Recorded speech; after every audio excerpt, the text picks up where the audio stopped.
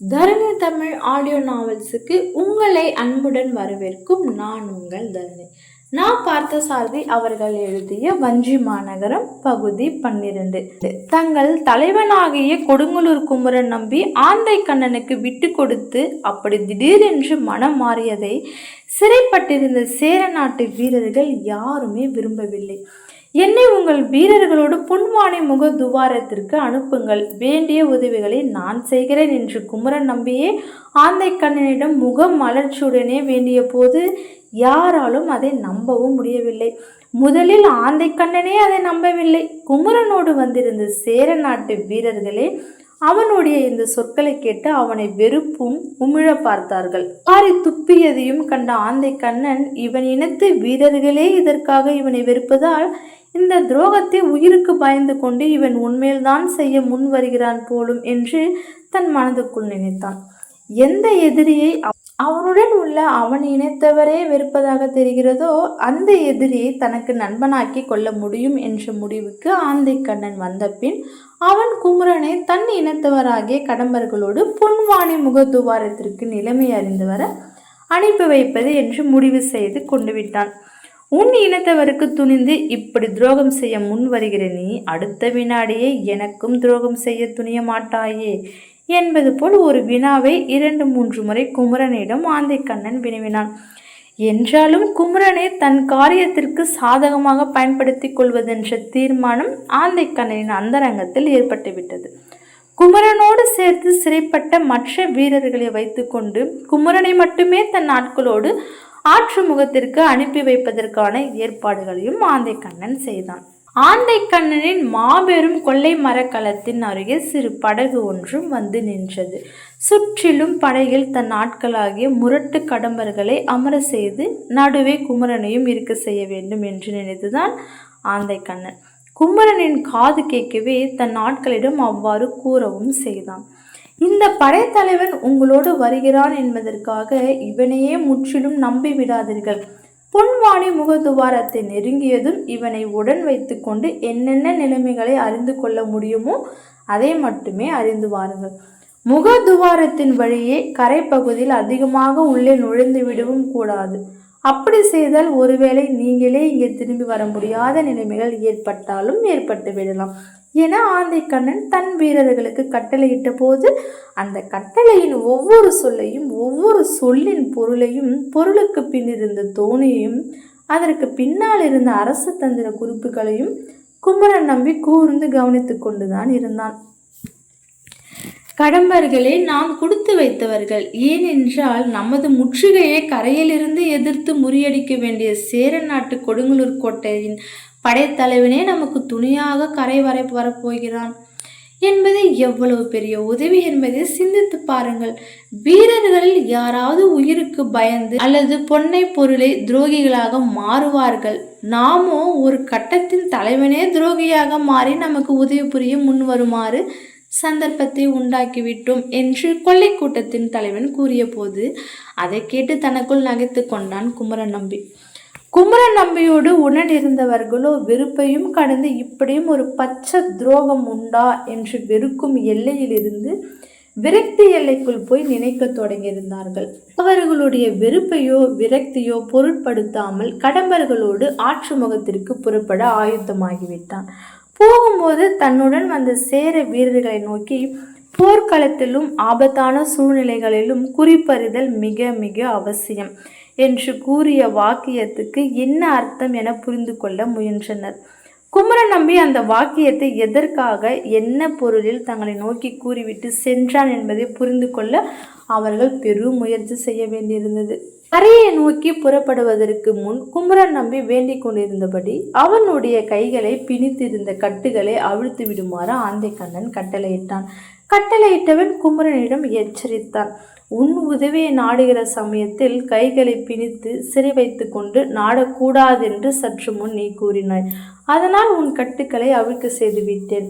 இந்த நிலையை நீ தவறாக பயன்படுத்தி கொள்ள முயன்றால் உயிரோடு தப்ப மாட்டாய் என்பதை மட்டும் நினைவு வைத்து கொண்டால் போதும்.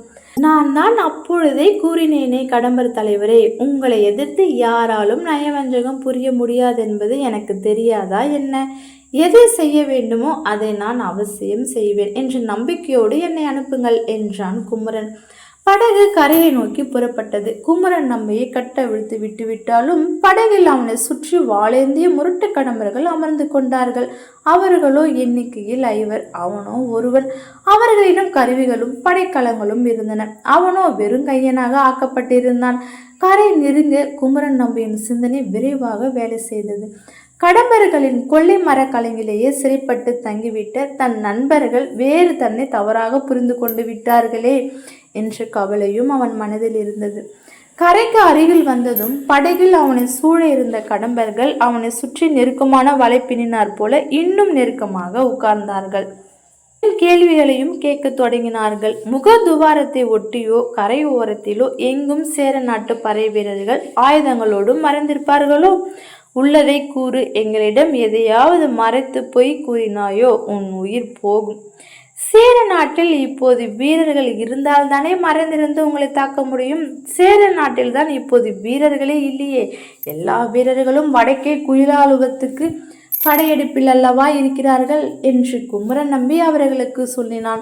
முகத்திலிருந்து நகரத்திற்குள் போகும் நீர் வழியின் இருபுறமும் ஒரே மரஞ்செடி கொடிகளாக பசும்புதர் அடைந்திருந்திருக்கும் அல்லவா? ஆமாம், அடர்ந்திருக்கும். அந்த புதர்களிடையே ஆற்றுக்கால் வழியே படையில் நாம் சென்று திரும்ப இடையூறு எதுவும் கிடையாது. ஏன் இப்படி அடிக்கடி ஐயப்படுகிறீர்கள்? ஆற்றின் இருபுறமும் பசுமை செழித்து அடர்ந்திருப்பதன் நல்ல வளத்தின் காரணமாகத்தானே அன்றி வீரர்கள் மறைந்திருந்து தாக்குவதற்காக அன்று. அதற்காக சொல்ல வரவில்லை. சேர நாட்டில் மிக குறைந்த வீரர்கள் தான் இருப்பதாக நீயே கூறியதால் தந்திரமான வழிகளிலன்றி வேறு விதங்களில் அவர்கள் பகைவர்களை எதிர்த்து சமர் புரிய முடியாது. தந்திரமாக சமர் புரியும் வழிகளில் இதுவும் ஒன்று. இருபுறமும் நெருங்கிய மரக்கூட்டங்களிடையே உள்ள பொன்வானை ஆற்றுக்கால் வழியாக நாம் போகிற போது நம்மை வளைக்க முடியும் என்றுதான் இதை கேட்டோம். இதற்கு நீ சொல்லும் மறுமொழியிலிருந்து தான் நாம் உள்ளே எவ்வளவு தூரம் போகலாம் என்றும் போகக்கூடாது என்பதை பற்றி ஒரு முடிவு செய்ய முடியும். என்னை நம்பி நான் எவ்வளவு தூரம் உங்களை அழைத்து செல்கிறேனோ அவ்வளவு தூரம் நீங்கள் பயமின்றி வரலாம். குமரன் இவ்வாறு கூறும்போது அவர்கள் சென்ற படகு பொன்வானை முக துவாரத்திற்குள் நுழைந்திருந்தது. கடம்பர்கள் குமரனின் முகத்தையே வைத்து வழி வாங்காமல் நோக்கினர். அவன் உண்மையாகவே தங்களுக்கு எல்லாவற்றையும் காண்பிக்க அழைத்து கொண்டு போகிறானா அல்லது ஏமாற்றுகிறானாம் என்பதில் இன்னும் அவர்களுக்கு சந்தேகம் தீரவில்லை. களங்களை கரையிலிருந்து சிறிது தொலைவில் ஆழமான கடற்பகுதியிலேயே நிறுத்தி வைத்துவிட்டு சிறு சிறு படகுகளில் பொன்வானி ஆயிரை பேரியார் மூலம் சேர நாட்டு நகரங்களில் அங்கங்கே கொள்ளையிட நுழைந்தால் எதிர்க்க போதுமான வீரர்கள் இருக்கிறார்களா அல்லது எங்கள் நோக்கம் ஈடேறுமா என்று குமரனிடமே மறுபடியும் கேட்டான் ஒரு கடம்பன். எதிரியின் படைத்தலைவன் தங்களிடம் தற்காலிகமாக சிறைப்பட்டிருக்கும் வேளையில் அவனிடமே இந்த கேள்விகளை கேட்பது எந்த அளவு உறுதியானது, எந்த அளவு ஆபத்தானது என்பதை கூட புரியாத மனநிலையோடு அவர்கள் கேள்வி கேட்பதைக் கண்டு குமரனுக்கு சிரிப்பு தான் வந்தது. ஆனால் தன் உள்ள உணர்வுகளை வெளிக்காட்டி கொள்ளாமல் அவர்களுக்கு தைரியமும் நம்பிக்கையும் ஊட்டிக்கொண்டே சென்றான். பொன்வானி முக துவாரத்தின் நெடுந்தூரம் கரைக்குள்ளே அவர்கள் அழைத்து செல்லப்பட்டு விட்டனர். இன்னும் சிறிது உள்ளே சென்றால் கொடுங்கலூர் நகரமே வந்துவிடும் என்ற நிலைமைக்கு முன்னேறி சென்று விட்டார்கள். உள்ளே செல்ல செல்ல நிலைமைகளை நீங்களும் இன்னும் நன்றாக அறியலாம் என்று குமரன் புன்முறுவலோடு அவர்களுக்கு கூறினான். புதர் அடர்ந்திருந்த ஓரிடம் வந்ததும் படகு மேலே போவதை விரும்பாமல் அங்கேயே நிறுத்திவிட்டார்கள் கடம்பர்கள். ஆற்றின் இருபுறமும் வீரர்கள் யாரும் மறந்திருக்கவில்லை என்பது உறுதியானால்தான் இந்த இடத்திற்கு மேலே நாம் போகலாம் என்றார்கள் அவர்கள். என்னை அதற்காக என்ன செய்ய சொல்கிறீர்களோ அதை நான் செய்கிறேன் என்றான் குமரன்.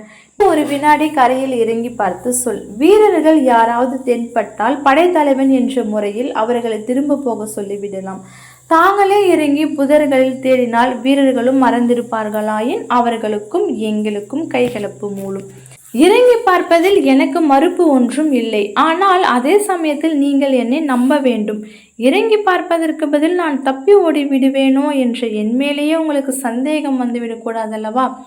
இதை கேட்டதும் படையில் இருந்த கடம்பர்கள் ஒருவர் முகத்தை ஒருவர் பார்த்து கொண்டனர். குமரன் அவ்வாறு வெளிப்படையாக தன்னுடைய மனதில் இருந்ததை கேட்டதே அவர்களுக்கு சந்தேகத்தை தனித்து விட்டிருந்தது.